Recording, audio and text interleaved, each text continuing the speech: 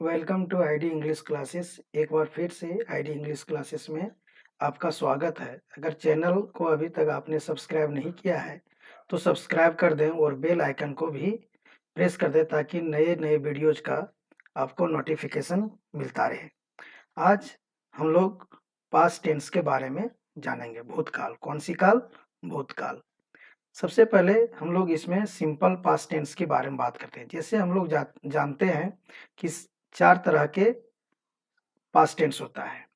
सभी टेंस का 4-4 भाग है, पहले ही मैं बता चुका हूँ। आज हम लोग सिंपल पास्ट टेंस के बारे में पहले जानते हैं। क्या है कि इसमें आप देख सकते हैं कि इसका सब्जेक्ट स्ट्रक्चर क्या है।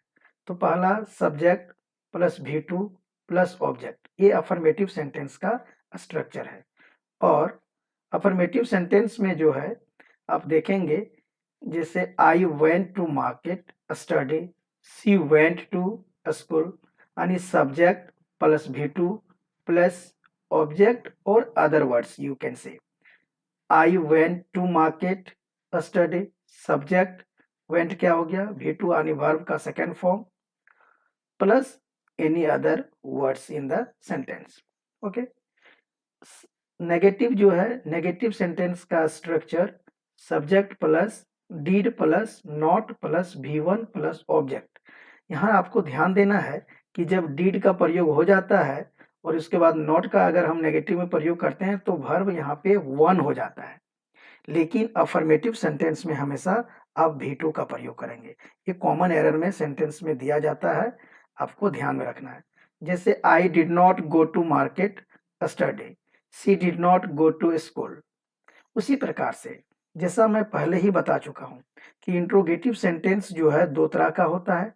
एक yes no questions. Yes no questions करने का मतलब है कि जब आप किसी से क्वेश्चन करेंगे तो आपका जो आंसर होगा वह एस में होगा या तो नो में होगा, हाँ या नहीं में। जैसे उस तरह का पहला हम लोग देखते हैं कि एस नो क्वेश्चंस का स्ट्रक्चर क्या होता है। तो डीड प्लस सब्जेक्ट और नॉट, अगर जरूरत पड़े सेंटेंस में तब नॉट का प्रयोग भी कर सकते हैं सब्जेक्ट के बाद, प्लस V1 प्लस ऑब्जेक्ट और क्वेश्चन मार्क। तो ये आपका सेंटेंस स्ट्रक्चर है। जैसे did you go to market study. उसी प्रकार से अगर WH वर्ड्स लगाने की जरूरत पड़े सेंटेंस में तो WH वर्ड्स जो है सबसे पहले होगा। उसके बाद did plus subject plus not plus V1 plus object का प्रयोग करेंगे ये इंट्रोगेटिव सेंटेंस में। जैसे WH वर्ड्स का अगर आपको जवाब ढूंढना हो तो जैसे why, what, when, these all are WH question words. Okay, so these are the structure of simple past tense. Okay, whenever you want to just make a sentence in simple past tense, then you can use these type of structures. Okay, now I am moving and we will see what is the use of simple past tense. First you can see पहला जो प्रयोग देखेंगे, जैसे for an action or event which took place in the past। वह काम, वह action जो पहले पास्ट में हो चुका है, माने हो गया है। जैसे ही came here in 2001, that means we are talking in 2023 and the action occurred in 2001, so it is in past. Okay, so subject plus V2 plus any other words and object if needs. Okay, my friend left Mumbai a month ago। तो ये देखिए फिर से past tense के बारे में बात किया गया है। उसी प्रकार से सेकेंड यूज अगर हम देखते हैं तो to express an on real situation of the present time, the simple past tense is used in the sentences containing if, as if, as though, I wish, we wish, he wishes etcetera. मतलब unreal situation. Unreal situation जैसे present में आप ऐसा सोच रहे हैं कि ऐसा होना चाहिए लेकिन है नहीं रियलिटी, तो उस तरह के सेंटेंस को भी आप सिंपल पास्ट टेंस से बनाएंगे। जैसे I wish I were a king, काश मैं एक राजा होता, तो क्या है, this is unreal situation, okay, which is not possible.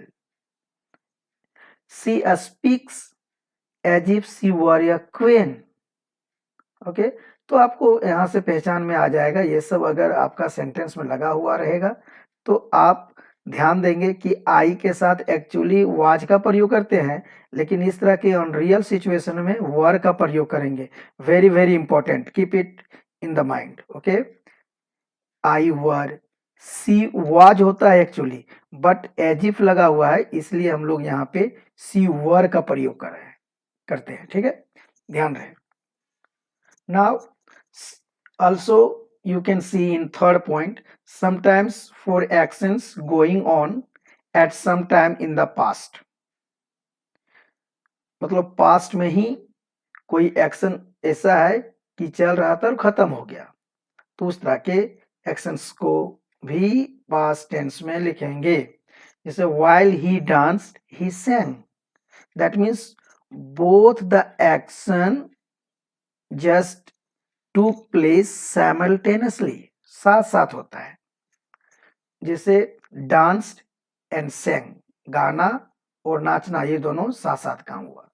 कभी कभी किसी को गुनगुनाने की आदत होती है, उसी प्रकार से मतलब जैसे बात करें कि सी सेंग व्हाइल सी कुक्ड, मतलब बनाने के कर्म में, कुछ खाना वगैरह पकाने के कर्म में ही क्या हुआ, गीत गा रही थी, गीत गा रही थी।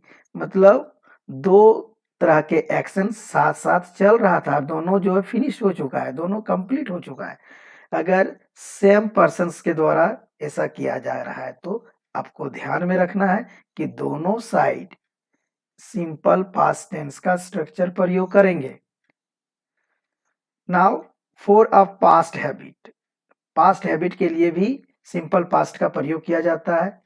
जैसे he always helped me, she never came late, okay. Question होता है कि सर ये पता कैसे चलेगा कि ये पास्ट टेंस में ही हम लोग जो है प्रयोग करेंगे।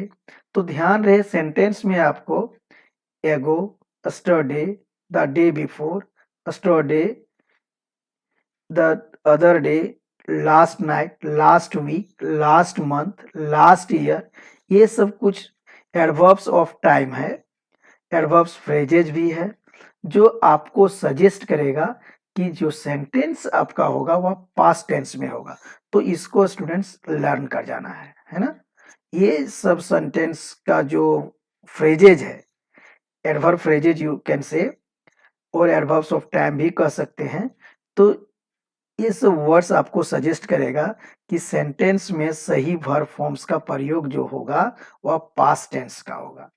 जैसे मान लीजिए सी, एग्जाम में कैसे आता है, she dash late last night, last night, okay.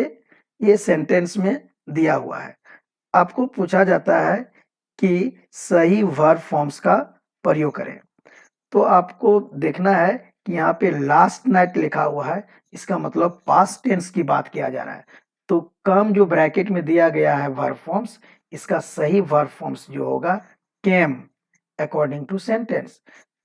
तो आप पूछेंगे कि सर ये कैसे हुआ, तो मैं बता चुका हूं कि एडवर्ब्स ऑफ टाइम जो है ये आपको सजेस्ट करेगा कि किस तरह के वर्ब फॉर्म्स का प्रयोग आपको करना है। I think you just got it. We shall just meet in the next video. Till then, bye. Thank you. Watch the video and like it. And also, if you have not seen the earlier video, then you can search out the video and you can see the descriptions and just go through the video. Thank you.